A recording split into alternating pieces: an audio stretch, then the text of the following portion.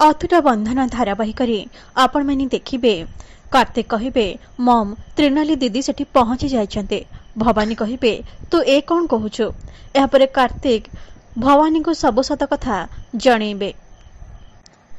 एसबू तांका बापा शुणिदेबे। से आसी कहे कोलांगार से झियो सांगरे तू कौन करिचु कह मते तते आज मु जमा भी छाड़िबिनी।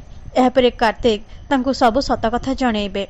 एपटे त्रिनाली कहे मते भितर को जीवाकू दिय। नर्स कहे डॉक्टर मना करिसेंते भितर को काहाकू भी छड़ा जीवानी। यापर तेजस प्लान करी नर्स को सेठारु नहीं जिबे आ त्रिनाली भितर को जिबे आ कहे आपण मैंने एमिति बेआईन ऑपरेशन केमिति करि पारुछन्ते मु समस्त को जेल पठेबे। यापर से कृषिका को बंचेबे। कृषिका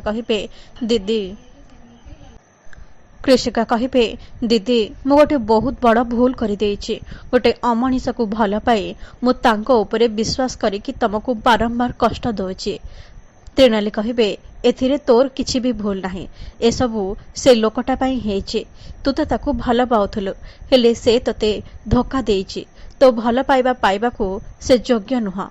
एपटे कार्तिक बापा कहे तू केमिति एते अमनीष हे गलु कार्तिक केमिति एते तळकू खसी जाई पारिलु। गोटे झियर जीवन सहित तू केमिति एते बड़ खेल खेली पारिलु। तते पुओ बोली कहबाकू मते लाज लागुछि। जे पर्यंत से झियो को सम्मानर सहित घर को न नेकी आसीछु तू ए घर को फेरिबुनी।